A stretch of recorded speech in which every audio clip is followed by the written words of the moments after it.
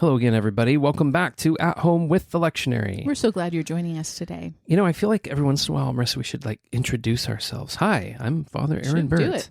And you are? I'm Marissa Burt, married to Aaron Burt. Do we want to say other details? What else is there to say but our names, and we are married to each other? We live in Western Washington State. Yeah. In a little town on the east side of Seattle. Yeah, greater Seattle area. That overlooks a valley, which is about to turn gold and crimson and orange. And I don't know what time you, dear listener, are listening to this at, but it is the beginning of sunset here, and we actually have a really pretty view of the sunset here. It's nice. That's where we live. You are the rector, which, if you're not familiar with that term, senior pastor at a church called Advent Anglican. And Marissa and I both went through seminary together, which was very fun to get to do. Both got degrees. In South Carolina. So we've kind of lived various places, Colorado, Chicago area, South Carolina. Yeah. We've been here for 10 years. 12 years now. 12 years. Yeah. 12 years. Crazy. We have 6 children who you occasionally hear in the background. And 2 cats, one of which sometimes you also hear in the background. Yeah. That's us in a nutshell. Else to... I mean, they haven't asked, so I already feel presumptuous. Ask if you like. Send us a question. We'd love to get to know you personally as well. Absolutely. That sounds great. There was one thing I wanted to share with folks before we jump into the readings. I've been working on another podcast project, which just feels a little bit, I don't know, trendy, overdone, because I know a lot of people are doing podcasts right now, which is great. It's a pretty cool medium. Listening to them. Yeah, no kidding. But one of the things I've been thinking about for a few years now that I see as a shortcoming in the Anglican liturgy is the absence of testimony, absence of personal testimony. Got your Foursquare roots showing up. Exactly. I became a Christian in a Foursquare church, which was Pentecostal, charismatic. And one of the things that the pastor there did so well was giving a chance for people to tell the congregation about the good work that God had been doing in their lives. And it was so encouraging and educational about who God is and what he does in the lives of Christians. So I've started a podcast. It's not out. It's not launched yet. I'm recording interviews with people in our parish, and I'm essentially asking them about their story, their spiritual journey. And I just have to say, it's been so cool. So for our listeners here, you get that little sneak peek of something else that we're working on in the podcast realm. It is going to be called the Original Love Podcast. And if you listen, you'll hear why on earth I'm calling it the Original Love Podcast. And we do know that quite a few parishioners listen, so hopefully you'll also get the fun of hearing some of your local brothers and sisters' stories. That's right. Absolutely.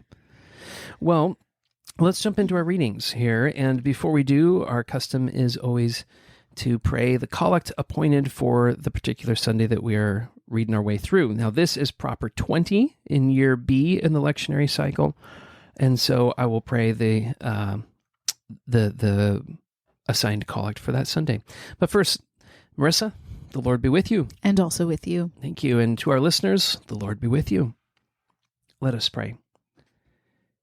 Grant us, Lord, not to be anxious about earthly things, but to love things heavenly. And even now, while we are placed among things that are passing away, to hold fast to those that shall endure. Through Jesus Christ our Lord, who lives and reigns with you in the Holy Spirit, one God, now and forever. Amen. Amen. Marissa, would you start us off? I will. Our gospel reading is from Luke chapter 16, beginning at verse 1. Now he, Jesus, said to the disciples, "There was a rich man who received an accusation that his manager was squandering his possessions. So he called the manager in and asked, 'What is this I hear about you? Give an account of your management, because you can no longer be my manager.' Then the manager said to himself, 'What will I do since my master is taking the management away from me? I'm not strong enough to dig. I'm ashamed to beg. I know what I'll do so that when I'm removed from management, people will welcome me into their homes.' So he summoned each one of his master's debtors. 'How much do you owe my master?' he asked the first one. 100 measures of olive oil,' he said. 'Take your invoice,' he told him. 'Sit down quickly and write 50. Next, he asked another, 'How much do you owe?' 100 measures of wheat,' he said. 'Take your invoice,' he told him, 'and write 80. The master praised the unrighteous manager because he had acted shrewdly. For the children of this age are more shrewd than the children of light in dealing with their own people. And I tell you, make friends for yourselves by means of worldly wealth, so that when it fails, they may welcome you into eternal dwellings. Whoever is faithful in very little is also faithful in much, and whoever is unrighteous in very little is also unrighteous in much. So if you have not been faithful with worldly wealth, who will trust you with what is genuine?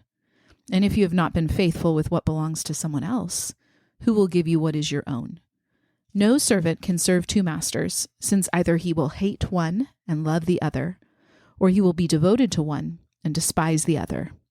You cannot serve both God and money. Here ends the reading.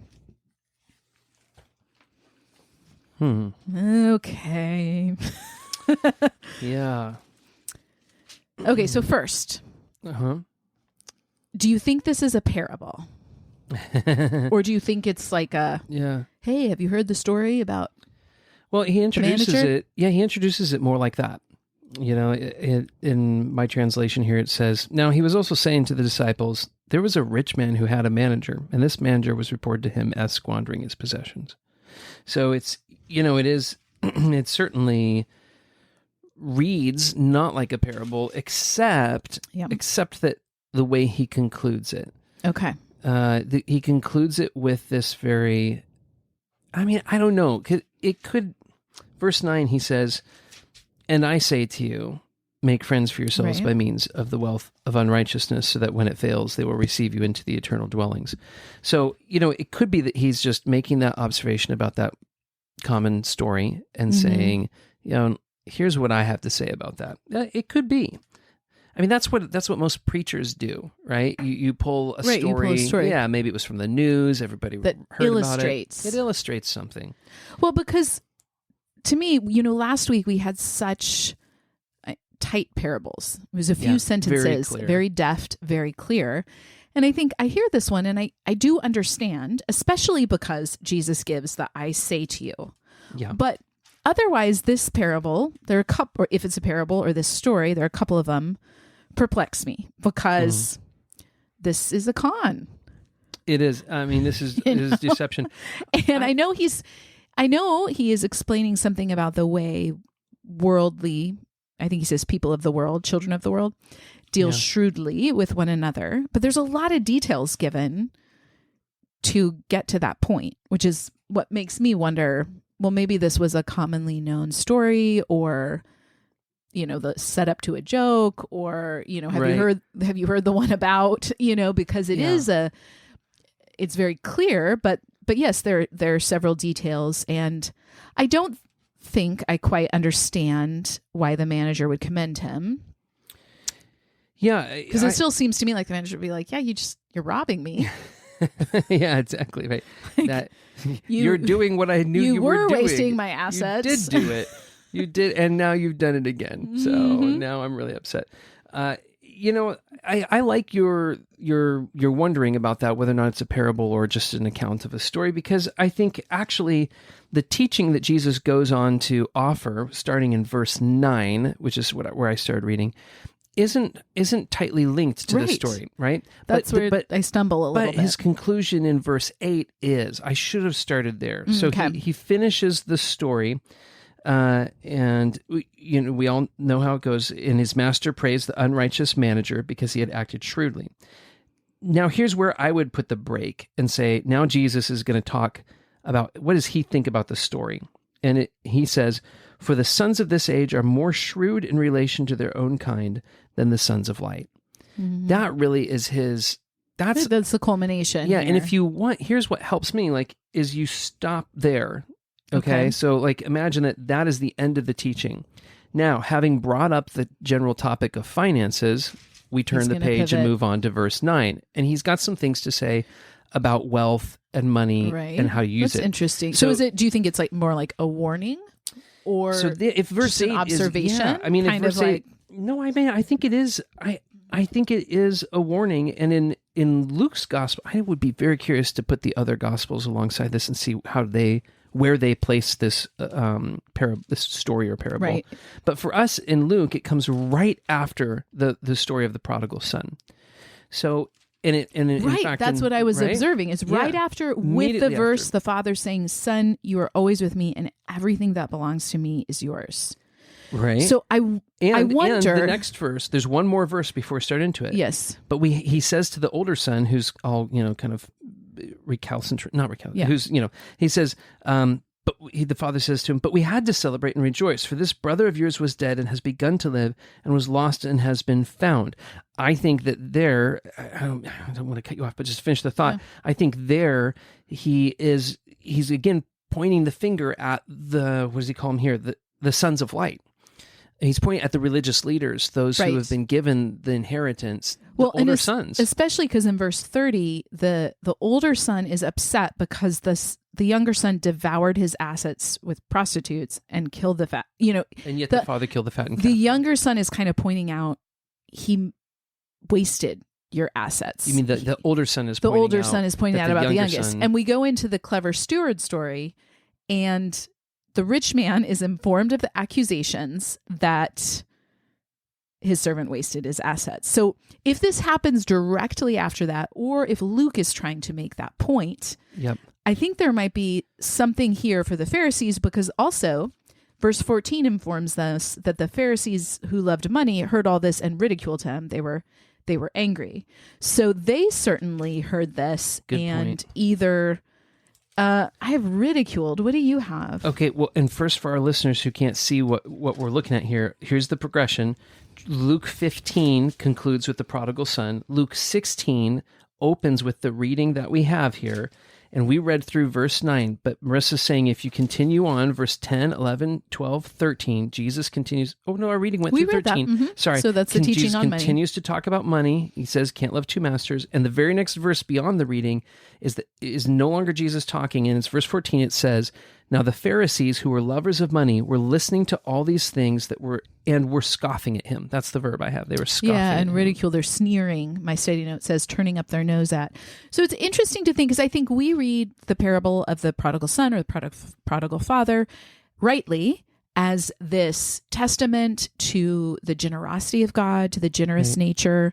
We can read the father's attitude toward both the son who squandered and came back penitent and the son who critiqued and stood at a distance. He wants them both to come in. Yes. But it's interesting to think of this like postscript that Luke is placing this. Right. Whether Luke does or Jesus does. Right. Or as a maybe critique of a preciously held belief of, quote, wise stewardship, because this is what the older brother is claiming to be concerned about. Like, he squandered your inheritance.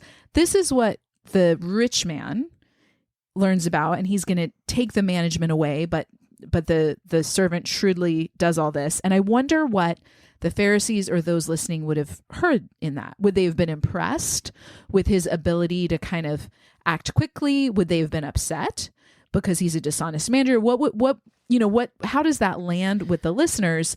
Because then it's almost like the mic drop moment. I think it has to land well with them. It's a very good question. They would be impressed by that? I think today's story that Jesus tells, in order for it to work as a rebuke of them, I think, which I have to think it is, just editorially where it falls here. And you make a great observation in saying, we've concluded the prodigal son with the oldest son's accusation of, but the younger son squandered your possessions. And we open this one with that There's exact an echo phrase. there. That can't be a coincidence. Yeah, there was a rich man who had a manager, and this manager was reported to him as squandering his possessions. Mm-hmm. So you could even say that Jesus is, continuing the theme, and what he's saying is, okay, you guys, you religious leaders who are listening to me, you're the older brother, and you're saying, the older brother's complaint is that the younger brother has squandered the father's possessions. Well, let me tell you what those aren't even the older brother's possessions. So let me tell you about a guy who had essentially endless possessions, and who the younger son type, he had a manager who did that. Let me tell you what the owner of the possessions feels about it. Mm-hmm. And so,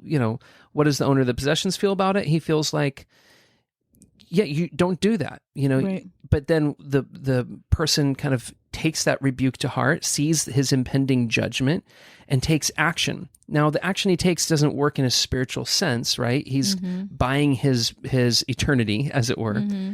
But Jesus doesn't need it to, because he says, I'm just illustrating the fact that when it comes to worldly finances and goods, people see the writing on the wall. They know the end is near. They take shrewd action to plan for their future. But spiritually, the spiritual leaders don't do that. They can't see the judgment that's coming their way. Maybe. They refuse to take action in light of it, and they have not secured their future. Maybe. I think also, he's saying to the disciples this. Yeah. So it may be a warning indeed for them. But I wonder too if there's not a point here of verse 10. We often hear this quoted: the one who is faithful in a very little is also faithful in much. The one who is dishonest in a very little is also dishonest in much. We see that the clever steward is dishonest from the beginning. He's not doing his job. He's wasting the assets. Yeah.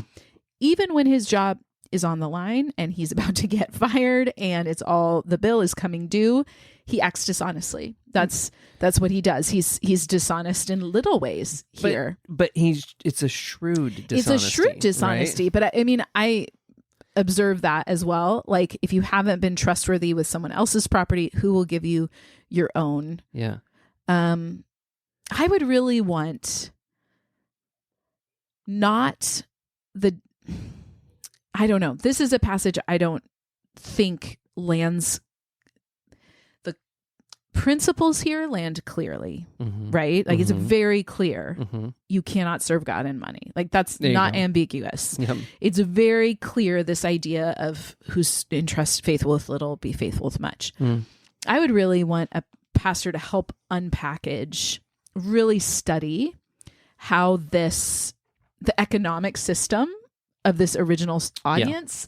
And I get that. I don't think that translates very well for us. Like, what does it mean to be a manager like that? Exactly. What does it mean he says, come make an account, give an accounting of your management. Why does the manager have free reign to go out and have these conversations with people? And what cultural qualities? Like, I remember I have a dear friend who lived overseas in Southeast Asia for a while. And she said there were so many interesting observations, but one was that the fairy tales always praised the trickster, right? Like the clever one who got away with it. Right. And even those cultural differences, like, would this be admirable? Because I read, I'm kind of like, why is Jesus suggesting that we be dishonest? What's going on? We come from a capitalistic society primarily, so we're kind of like, not, I don't know, No, I'm tracking with you. I agree with you. I think it's so I would want that too. Help connecting those dots.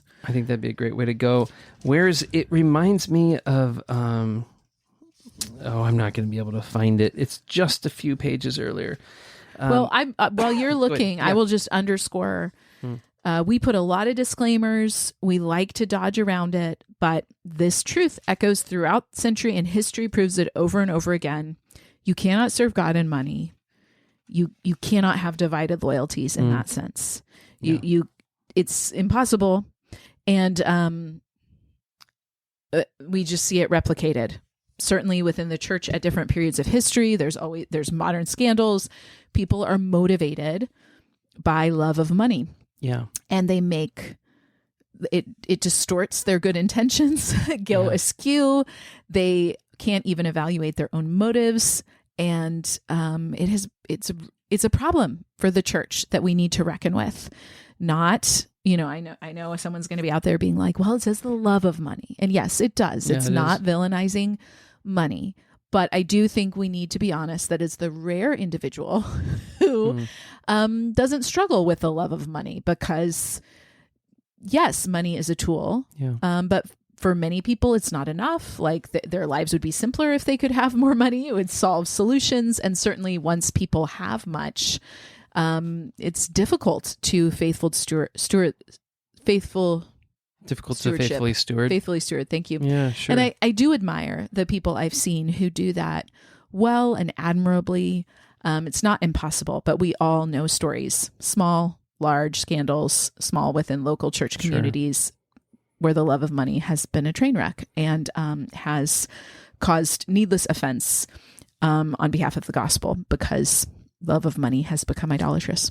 Well, and it's, the funny thing about it is there's very few, almost nobody who loves money directly proper. Money qua money. Right, like Uncle Scrooge. Yeah, he loves his Donald lucky Duck dime. Scrooge, who That's Uncle dives in Scrooge. the... Yeah, exactly. Because really money is a stand-in for the desires of our heart. Right? Power, So what it can buy, influence. It buys anything, right? I mean, that's literally how we go through society. So you can have a love of comic books, since you referenced Uncle Scrooge, and money is what's going to get them for you. So yeah, it's a vicarious sort of love, and it'll attach to anything. There are very few things that psychologically we'd say money can't buy. We actually believe that, no, we can buy our way closer even to things that don't have a price tag on them through the purchases that we make. So yeah, money is, it's not about love of money. It's about love of anything that money gives you better access to. So that's just plain idolatry at that point, and anything will stand in. What do you think Jesus means by who will entrust you with the true riches at the end of verse 11? If you then haven't been trustworthy in handling worldly wealth, who will entrust you with the true riches? I mean, that's a good question, but I have to think in light of the context of the other little bits of wisdom that he's giving at the end of his story.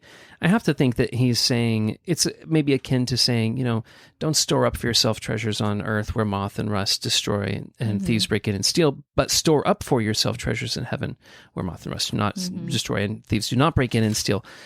In other words, use earthly treasure in such a way that you gain heavenly treasure. So I would have to think that like if you're not using earthly treasure to a spiritual end, for lack of maybe of a better word, to a kingdom end, then you can't be entrusted with the kingdom directly. Right. Because which I think so. The kingdom or stewards of the kingdom, given the Pharisees listening on the religious leaders, it's an interesting warning to them. Can I go back to, Sure. I've just got one more comment before I'm ready to move on, but I had said, so Jesus' closing words were, and his master praised the unrighteous manager because he had acted shrewdly. And then he interprets and says, for the sons of this age are more shrewd in relation to their own kind than the sons of light. You were asking about like the system and would they have what would they have thought about that? I do think that it's a story, just off the cuff, I think it's a story that would have felt right to them from a financial standpoint. And here's what I was trying to turn us back to is several weeks before. This is Luke 12, so just 4 chapters earlier, when Jesus says, when you see a cloud rising in the west, immediately you say, shower's coming. And so it turns out. And when you see a south wind blowing, you say, it'll be a hot day. And it turns out that way. You hypocrites, you know how to analyze the appearance of the earth and the sky, but why do you not analyze this present time? So I think this runs in parallel to that. He's like, you know how to analyze the ins and outs, the strategic ends of finances, of shrewd financial management. Why are you not doing that spiritually? And particularly those of you who are the sons of light, which I would I'm going to do some research on that before preaching it, but the sons of light, I have to assume that he's saying you, the fellow Jews, those who are the covenant people, particularly the religious leaders within there, you have none of the ambition and strategy and follow through that this corrupt money manager has. So. Yeah, I'm curious too. Did you say you're preaching on this? I will be, actually. I'm curious about the relational dynamic because clearly this clever steward is thinking shrewdly of how to get people to welcome me into their homes. And that's what's motivating him. And he's kind of knocking off only a little bit, like enough to get welcomed into their homes, but not so much, right? Maybe that it's noticed. He's being shrewd, but Jesus has a parallel there. Make friends for yourself by how you use worldly wealth, so when it runs out, you'll be welcomed into the eternal homes, is what the NET says. I would be curious to know what commentators think. I don't really have any thoughts because I'm kind of like, what? I don't understand that. But right. How they connect that, especially given if you're thinking of the religious leaders entrusted with managers of God's house. I know manager here is translated oikonomos, I think, which is literally like law of the house, kind of. What of the house? Like law or rule of the house. Rule of the house. So, oh yeah, nomos. Okay. I wonder. House rule. I don't know. I wonder if there's a connection there with the inauguration of the kingdom and who will be welcome into it and relationships there. I don't know. Yeah, I don't know either. It'll be an interesting one to study, but I'll say, my thought without having done any study is, for whatever that's worth, I think of it as him riffing on a theme. So I would not take those verses as interpretation of the story / parable. I think his interpretation really does come there in verse 8. Yeah. Really? Even though they're parallel ideas? No, that's where I think he's opened up a theme, and that's why I say riffing on the story, because I do think that he's saying, here's another thing about that, but I don't think it's why he told that. I think it's like, now that we've brought this thing up, which all that does make me wonder: is this kind of something that happened recently for them? Yeah, like I like that. I like that suggestion. But anyway. Okay. Well, I look forward to it too. It'll be a fun one to research, won't it? It's an interesting text. I'm pretty sure I will choose that out of the readings. But let's see what else we've got here. Okay. We have 1 Timothy. We'll be in the epistles to Timothy for a little while, or in the readings. So 1 Timothy chapter 2, and we just have the first 7 verses. I'll read those for us. First of all, then, I urge that entreaties and prayers, petitions and thanksgivings, that they be made on behalf of all men, for kings and all who are in authority, so that we may lead a tranquil and quiet life in all goodness and dignity. This is good and acceptable in the sight of God our Savior, who desires all men to be saved and to come to the knowledge of the truth. For there is one God, one mediator also between God and men, the man Jesus Christ, who gave himself as a ransom for all, the testimony given at the proper time. For this I was appointed a preacher and an apostle. I am telling the truth, I'm not lying, as a teacher of the Gentiles in faith and truth. Here ends the reading. Well, and interestingly, most Bibles include one more verse in that subtopic, because verse 8 says, so I want the men to pray in every place, lifting up holy hands without anger or dispute. So it's kind of a nice bookend. I'll be curious to know if we pick up in verse 8 next week. Well, but then if you go verse 8, then you've got to go verse 9, which is likewise I want women to. Well, he goes into lots of different discussions. But yeah, it's interesting that most editors, I guess, I don't know who makes the decisions about the subheadings. Oh, subheading breaks. I see what you're. Most do include that with prayer. Yeah. I think it's because mine has, starting at the beginning of chapter 2, a call to prayer, and then starting at verse 9, women instructed. Right.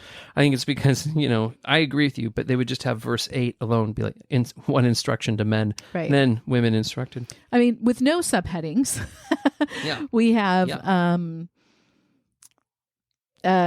connection with prayer, but it's interesting, without anger or dispute, he tags on there. But at any rate, this is his first of all, how it opens. So he's last week we had Paul testifying, giving his original love summary that he wanted Timothy to know, his original love podcast kind of interview. Like, I was the worst of them so that Christ could show mercy to other sinners. And we skip over the verses where Paul gives a charge to Timothy to fight the good fight, hold firm the faith with a good conscience. He names some people who have fallen away. So he kind of calls them out, Hymenaeus and Alexander, who Paul handed over to Satan to be taught not to blaspheme. Not surprised the lectionary skipped that, because that's always a verse where people are like, wait, what? That's an option? Don't know what that means. But later, in other places, Paul references that as far as church discipline. So we can assume something like that. And then he's going to jump into first of all. Pray. That is his first of all. Yeah, it takes him a chapter to get to first of all, in typical Paul fashion. And that's where he launches, and it's very clear. Prayers, intercessions, and thanks behalf of all people. But kind of with particularly those who are in authority. Right, and mine says even for kings. So There's a different emphasis there. Mm-hmm. The Greek simply says for kings and all who are in authority. So that we may lead a good and tranquil, so that we may lead a tranquil and quiet life in all godliness and dignity. That's all you're hoping purpose. that the government's going to give you. Just the room to live. You know what I mean? That's what he's, in terms of praying for leaders and those in authority, do that. Oh, do you think that's a content of prayer? The content, that's what he's recommending they pray for? Or do you think he's saying pray so that we may lead? I think he's saying, active prayer cultivates that. Yeah, and I think he's suggesting that that's what with you pray. Good authorities, when the politic is well, then the people have the space to, whether they choose to or not, but they have the space to lead a tranquil and quiet life in all godliness and dignity. Yeah. A good government affords you that. I mean, I think just, it feels like this is very, very old learning for me, but my undergrad studies were in political science and with a focus on international relations. And you see that globally, that where the governments are corrupt, the people cannot live quiet, dignified lives. It's brutal in sometimes society in places. Suffers. So yeah, I mean, that's how I read that. Maybe that's the lens I'm looking at it through. So, Paul is usually, this would be an interesting one to diagram. I'm a Greek nerd. I love diagramming out the epistles because I think sometimes the grammatical structure of the Greek spotlights a lot of parallels and connections. It's not, certainly if I were preaching a sermon, it's not what you do in front of everyone. I wouldn't preach on those, parallel clauses or something. Yeah. Because I think that adds insight, but I don't think that's necessarily the point. Yeah. But I do think it helps us understand Paul's train of logic. This segment doesn't come across particularly logical to me because we have his kind of his testimony, his commission, introductory material. Yep. He's going to say pray, especially even for the authority. Prayer is good. He wants everyone to be saved. Let's talk about Jesus as mediator. I don't know. Paul is usually much more on point. On it. So yeah, I would be interested to diagram this or see if there are repeated words here, if he's setting things up for later in the epistle that he's going to come back to. Well, I don't know. I think some of it might be attributed to the fact that he's writing to Timothy rather than writing to a church. It may be. I wonder if there's a personal maybe when you're writing to a group, you have more of a sermon type outline. Well, we forget often that I don't know if this is statistically true, many of the epistles were written as a response to questions asked or a response to a crisis reported.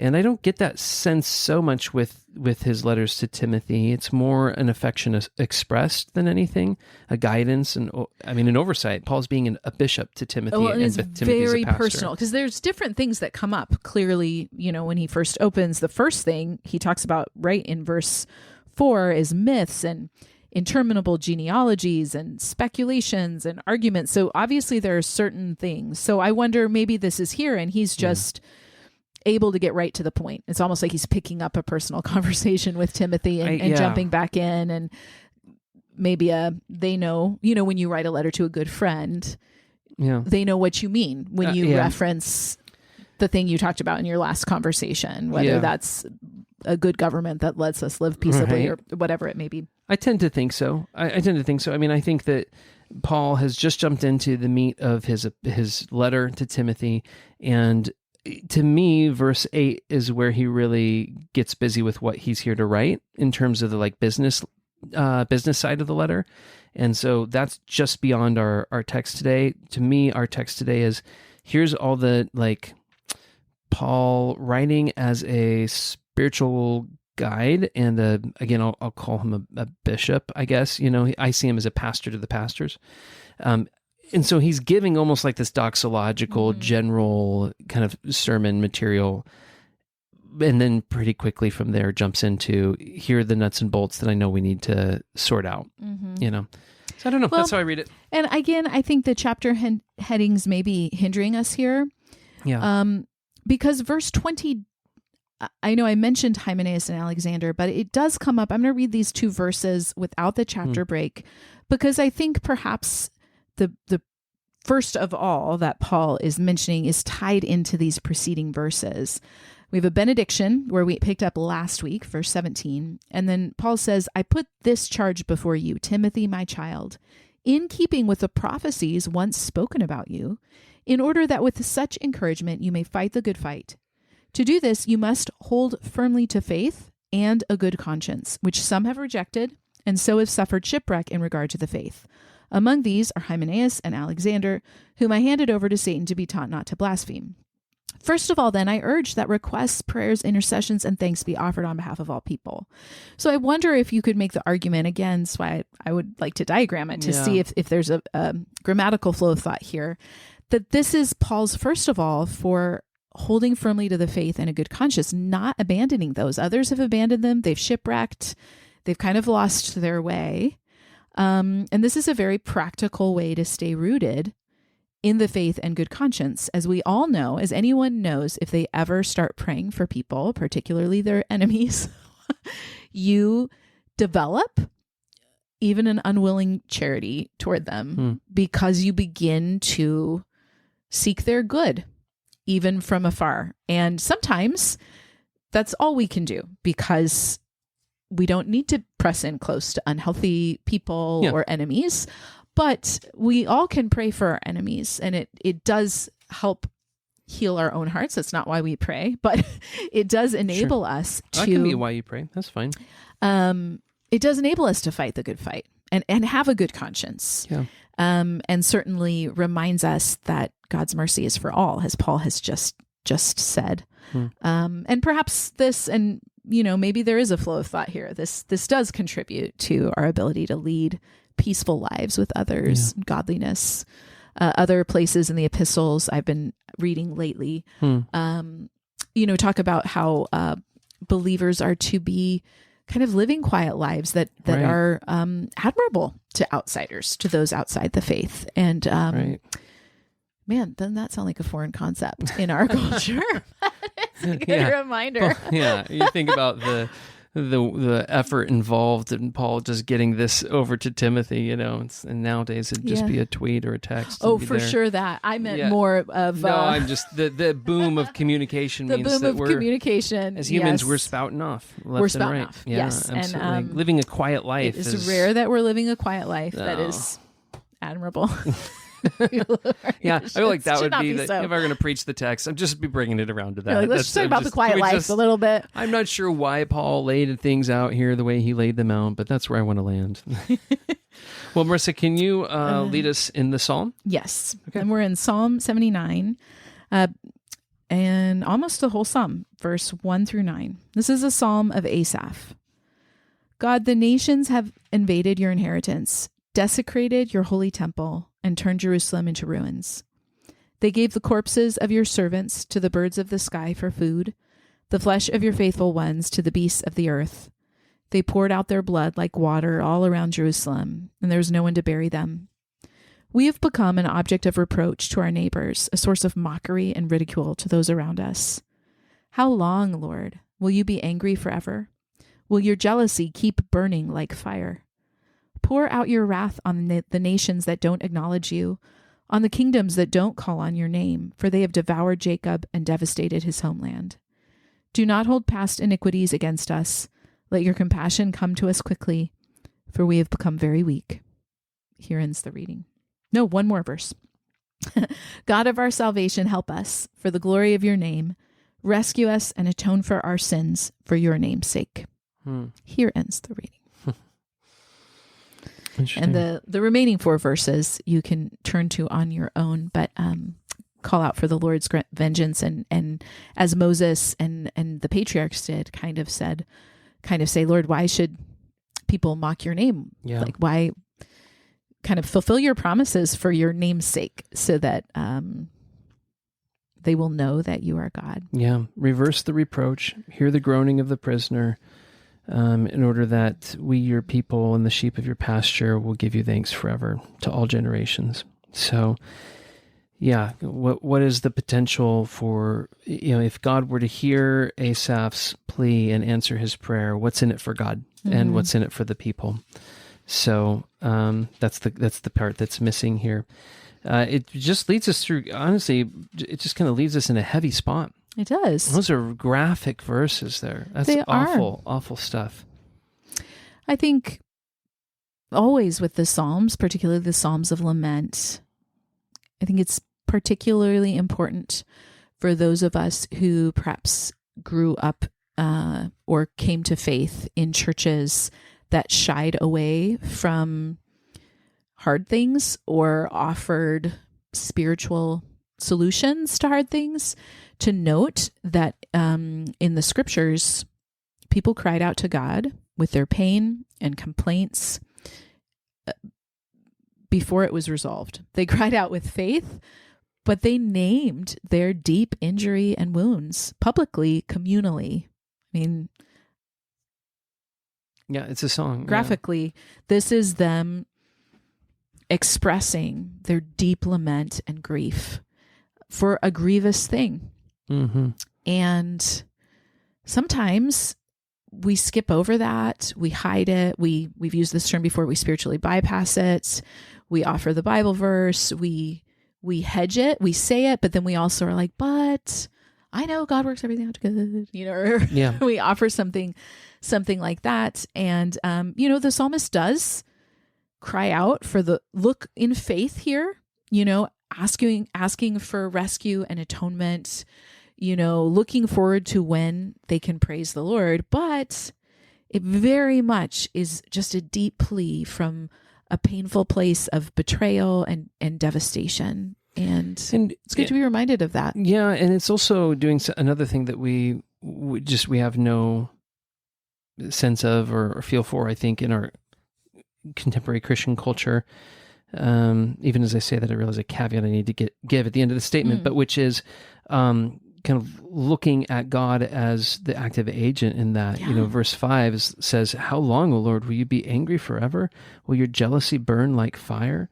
They see themselves as suffering at the hands of these other nations, but it's only permitted the other nations to do that because of the Lord's judgment, right? Judgment is the word. I was going to say his emotions toward them, but well, they're using emotive words, but this is after the exile, right? Or certainly after the destruction. I don't know where Asaph falls, but the description he's given, Jerusalem's turned into ruins, right? And a reproach makes me think it's either after the exile to Babylon or to Assyria. It doesn't work without that, does it? And that is a long delayed judgment. It's a long delayed judgment. And an observation I want to make, we live on this side of some pretty strong Protestant reformers and Puritans. And it makes me think of, it blipped across my radar the other day, Jonathan Edwards' famous Sinners in the Hands of an Angry God sermon. And I do think we have a theology that says God is angry, certainly in very reformed circles, and that's justified because his anger at sin is always justified.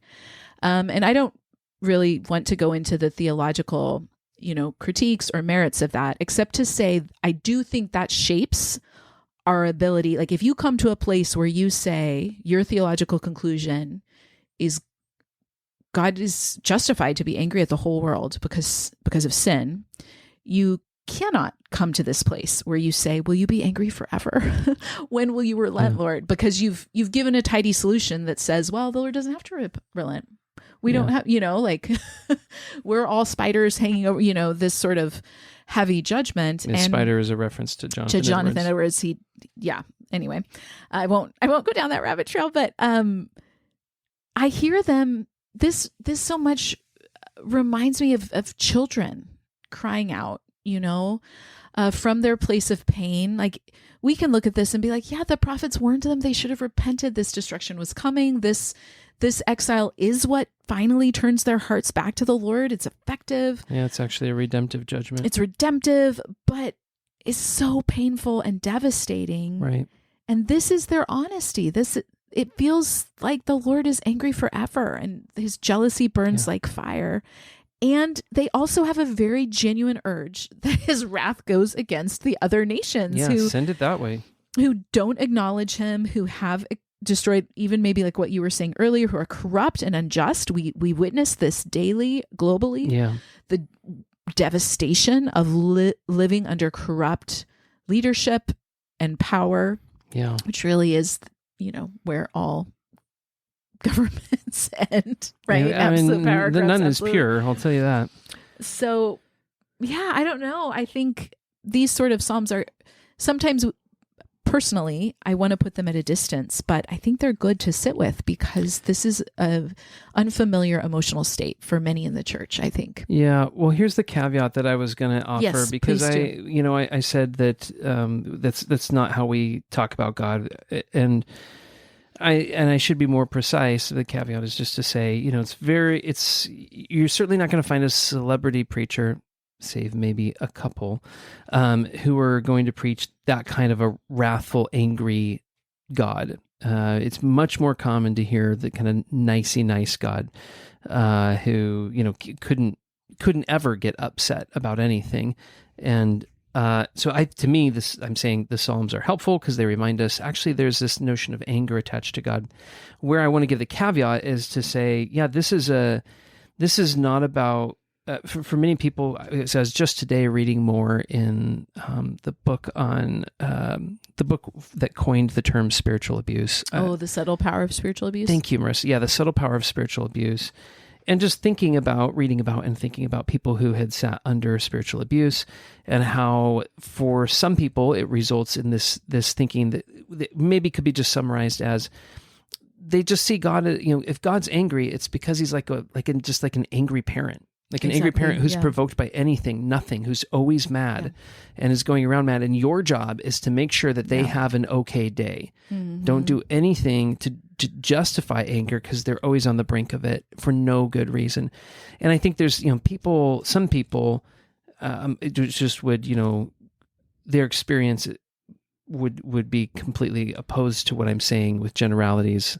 They'd say, no, I have a very good concept of God as angry. I'm trying to break out of that. Right. And so I think the only comment that I would have kind of merging those two here from the Psalm is that it was your observation, which is actually this judgment that they're experiencing has come after generations of forbearance on God's part. Mm-hmm. His anger is not to decimate them; it is ultimately to redeem them. The anger produces redemptive judgment. That's always its aim. It's never about satisfying the itch of the angry God. It's always about saving the wayward and self-harming child. So anyways, more we could say about that. But I want to say one more thing. You go ahead. Or two more things. One, before you talked about the book, I was going to say, we really do come at this from such different backdrops, because I think you're absolutely right that the nice God is common, but I can offhand think of many platformed, probably because I'm more familiar with maybe things that lean more fundamentalist or legalistic. Yeah. There are people out there preaching an angry God, and with plenty of theological certainty about that. Yeah. And it shapes cultures within the church that are very they're not nice pastors. They're not kind, gentle pastors that preach that. And often I think, my armchair diagnosis is they haven't reckoned with their own deep wounded places. I think of that when I read Jonathan Edwards. I have a soft spot for him. I took a course on him in seminary. Interesting family history, both before and after, and culture. So I think that kind of leads into my observation here is these words, particularly in this psalm, are Asaph's song composed about what they are living through. And this is totally me offering an opinion. I'm not trying to say something about the text. But if you mentioned maybe people who are familiar with other abusive people, walking around eggshells, this sort of things. Yeah. You don't go up to those people and say, how long will you be angry forever? Exactly. And push back on them. That's not Yeah, the way it works. To put it in the family systems context, Right. a child learns to hide Right. from an angry parent, not to Shout cry back out. or cry back or look for comfort. And Yeah. so I'm not trying to wrap this up. There's very real things that we can struggle with in scripture. What does it mean that God's angry, that he judges his people? Like, these are things we need to reckon with. But I do think it's worth observing this is not a servile. No. Asaph, at least, is not relating to God with that. Maybe that's what I was trying to say earlier. Absolutely. With that, like, God, sinners in the hands of an angry God, we're worms who cannot question his, like, everything is judgment, we deserve it, is more a victim of abuse's response to that. And here you have the, again, there is a significant trust in this relationship that is saying, yes, fulfill your promise, help us for the glory of your name. We belong to you. There's asking, there's expectation that God would act on his behalf and on their behalf. And Asaph is making no claims of having not, that the people don't deserve it. Right. He hasn't said like, what, this is unfair, we've been perfect, Yep. So I think you're right. There's no way to make it neat and tidy and put a bow on it, but at the same time, it is substantively different from these sort of domineering and abusive contexts. And I wouldn't have much more to say other than God's not like that, Yeah, and I just have to say, I hate when I come across that in the church. I hate it so much that people get on platforms and not only misrepresent the Lord, but cultivate such harm. And if you're listening and have experienced that, I'm so sorry. Yeah, it's tragic, and I think that maybe for a person, I'm only a few chapters into it right now, but I think it's a very helpful book, The Subtle Power of Spiritual Abuse. And I know we've linked it before, but let's link it again. And I'll link a couple others more recently that have come out if you want to do some more reading in that area, and certainly would be happy to hear from you. If reach out to us if we can be of any comfort and companionship to you in these regards.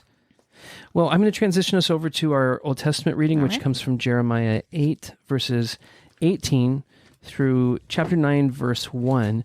And I think we're going to find it is definitely paired with our psalm here. Oh, okay. Here we go. My sorrow is beyond healing. My heart is faint within me. Behold, listen, the cry of the daughter of my people from a distant land. Is the Lord not in Zion? Is her king not within her? Why have they provoked me with their graven images, with foreign idols? Harvest is past, summer is ended, and we are not saved. For the brokenness of the daughter of my people, I am broken. I mourn, dismay has taken hold of me. Is there no balm in Gilead? Is there no physician there? Why then has not the health of the daughter of my people been restored? Oh, that my head were waters, and to my eyes a fountain of tears, that I might weep day and night for the slain of the daughter of my people. Here ends the reading. Now, we talked earlier about, we talked earlier when we were in the epistle about the headings that get inserted in, and on the whole, I'm grateful for them. And this is an interesting one. The last heading that I have is the header at the beginning of chapter 8, and just was a helpful reminder to me where chapter 8 begins. The heading I have is the sin and treachery of Judah. So once again, I have different headings. Yeah, I'd be curious to hear yours. But from this particular publication of the Bible, the starting point for this sort of weeping is the kind of like ongoing, deep rejection that the people have exercised against God. And that's what has led them to this place of sorrow beyond healing, as it's described.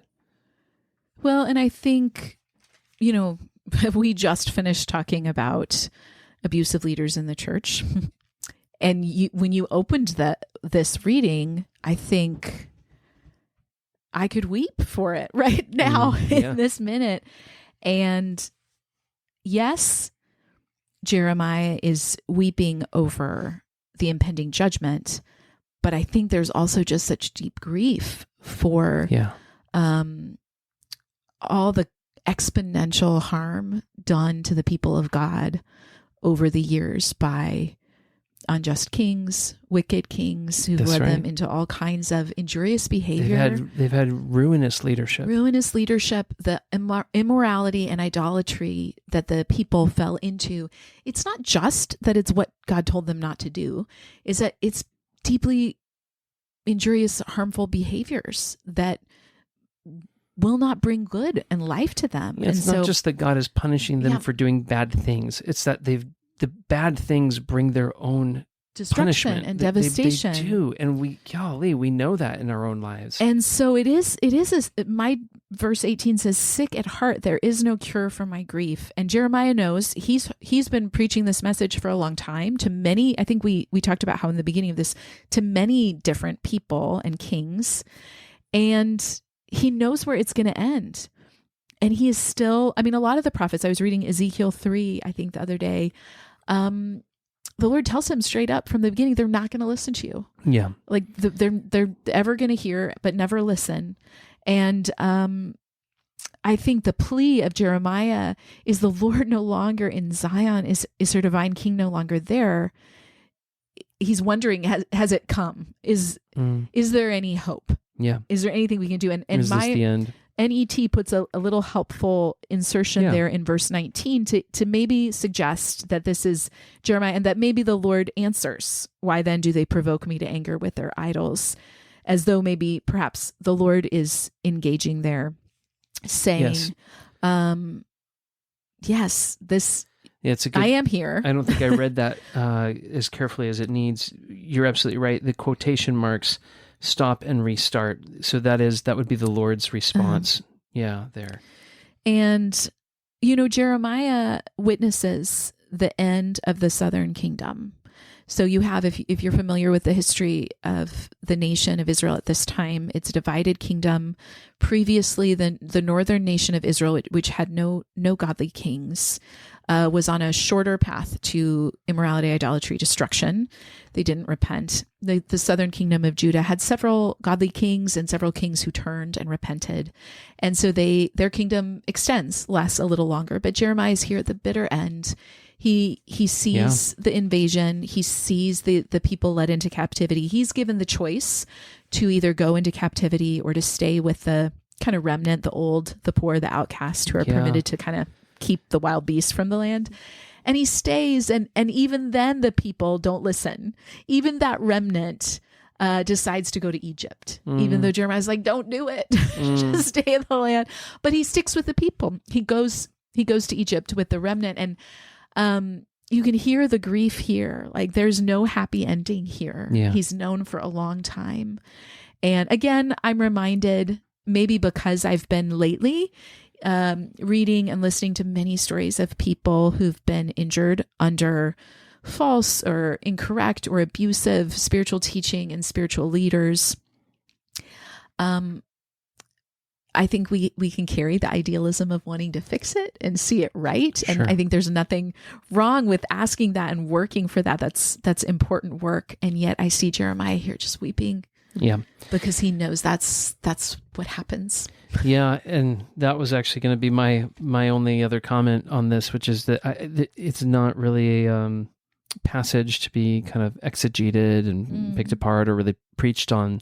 It's just handing you grief, and you're supposed to just abide in that. Yeah. And the whole chapter, friends, by the way, is we launched into the very beginning of chapter 9, right? And that whole chapter is a lament. So. It's a lament, and a good portion of it is the Lord's lament. So yes, it's heavy reading in the prophets, but a reminder that the world is full of woe, even in religious communities, in Christian circles. Yeah. Well, and I'm always reminded that I'm fond of saying that the Lord is only writing one story in all of human history, and it is the story of redemption. And intrinsic in the notion of redemption is the need for it. Mm-hmm. And this is a passage that reminds us the deep, dramatic need for redemption. So important that we always hang on to both sides of that that, that historic gospel. I mean, by which I mean the history that God has wrought in all of creation, all humanity. Well, friends, that's a hefty note to end on, but a worthy one, right? It is. I think it's important that we hold that as well. So thank you to Jeremiah. Thank you to Asaph both for lending us their tears, and lots to think about. I wish I had nothing to parse with Paul's, your questions about Paul and why this order. I have no idea, but I am curious to parse a little bit more of Jesus's teaching in the gospel, perhaps when I preach I look forward to more conversation. Sometimes we get midweek conversation, not on the podcast. So I'll be looking forward to hearing more. And we always look forward to hearing from any of you. If you have anything you want to run by us, ask us, suggest to us other podcasts you think that we would benefit from hearing, by all means, reach out to us. Our email address is there in the description of this podcast. Until next time, friends, God bless you all. We look forward to having you with us again at home with the lectionary.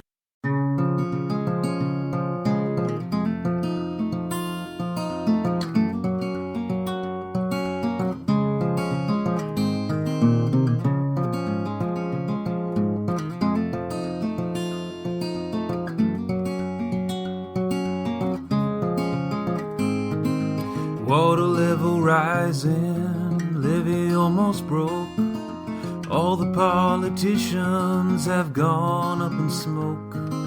You take up your cross, I'll take mine. We'll go up to higher ground and wait out the time. Jesus, don't pass us by. Jesus, don't tarry now. Some say you won't return. Jesus, it might as well be tonight.